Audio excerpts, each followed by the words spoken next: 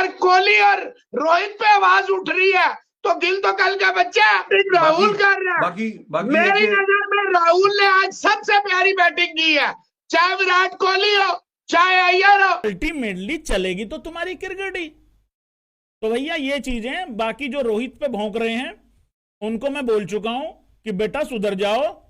हाँ, मैं काट लूंगा, तुम्हें बता रहा हूं, मेरे गिरधारी को कुछ कहा तो।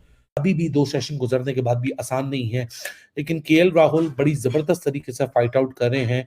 इंडिया को लगभग अभी भी मुझे लगता है सेफ्टी तक 2.5 लगभग दोनों की पोजीशनें सेम ही हालात में दोनों लग रही हैं। एक तरफ ऑस्ट्रेलिया ने बब्बू करके रखा हुआ है, पाकिस्तान को सिर्फ 3 खिलाड़ी आउट कर पाया पाकिस्तान उनके। अल्टीमेटली चलेगी तो तुम्हारी क्रिकेट ही। तो भैया ये चीजें, बाकी जो रोहित पे भौंक रहे हैं उनको मैं बोल चुका हूं कि बेटा सुधर जाओ। हाँ, मैं काट लूंगा, तुम्हें बता रहा हूं, मेरे गिरधारी को कुछ कहा तो भैया इस टाइम पे सिचुएशन ये है कि सबसे पहले तो घबराना नहीं है।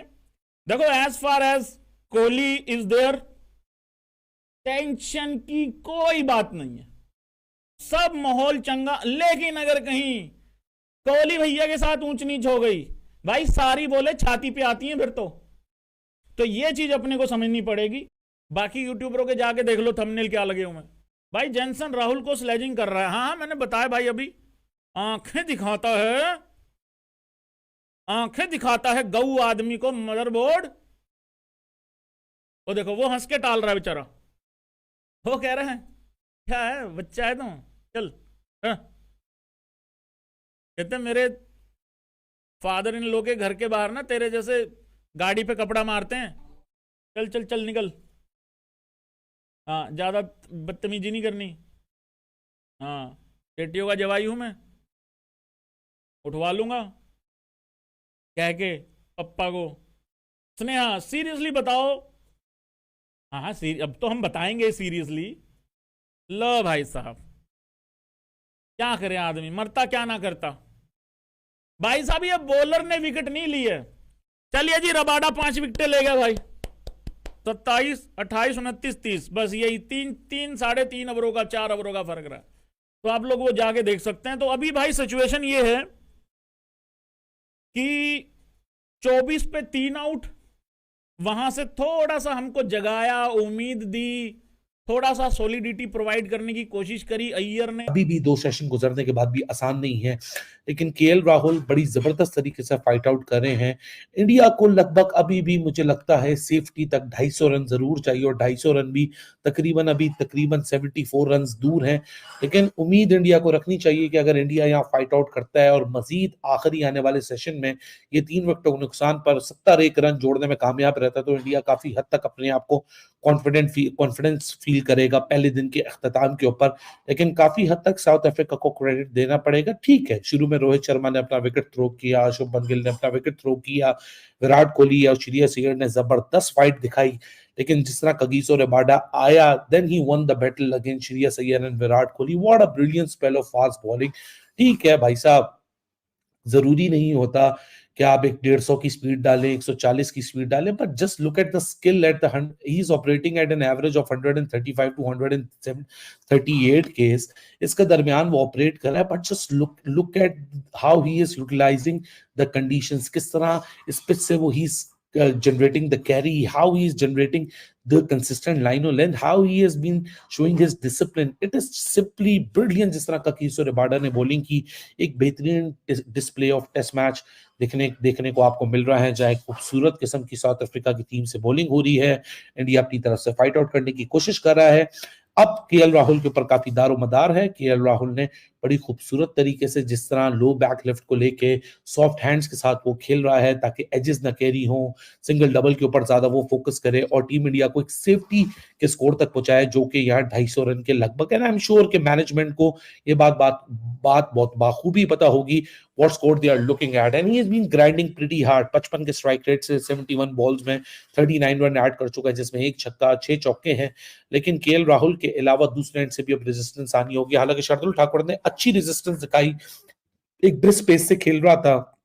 33 बॉलों के अंदर 24 रन उसने बनाए थे, और वो 5वां शिकार हुआ कगिसो रबाडा। लगभग दोनों की पोजीशनें सेम ही हालात में दोनों लग रही हैं। एक तरफ ऑस्ट्रेलिया ने बब्बू करके रखा हुआ है, पाकिस्तान को सिर्फ 3 खिलाड़ी आउट कर पाया पाकिस्तान उनके, और एक तरफ जो है वो इंडिया को बम्बू करके रखा हुआ साउथ अफ्रीका ने, और इंडिया के 176 पर 7 खिलाड़ी आउट इस वक्त जो है वो कर दिए जिस वक्त हम आपके साथ जुड़े हुए हैं।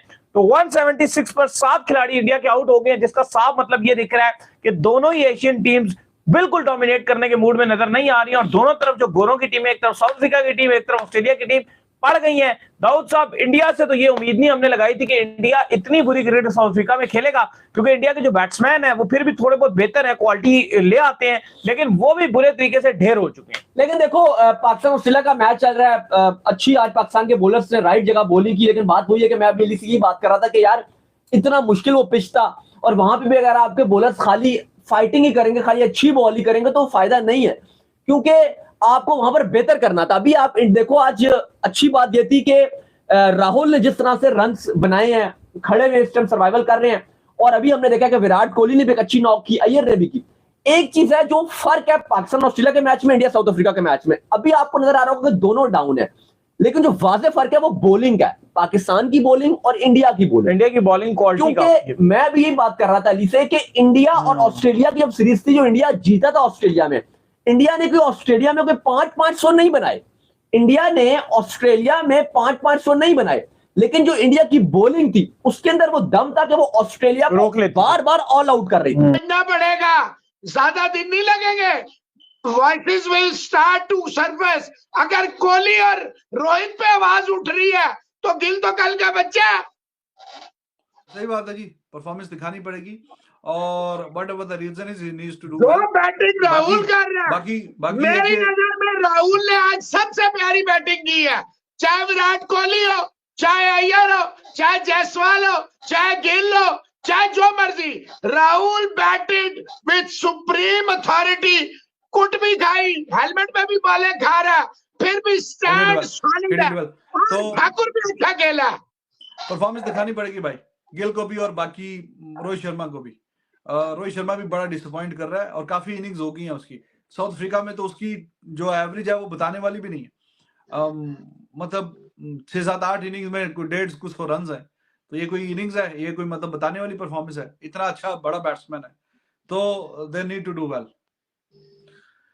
इंदर सैनी कह रहे हैं जनाब, अरे भाईजान मैंने कहा कि कमेंट में निकल के आए हैं, Kohli and Iyer none other deliveries unplayable.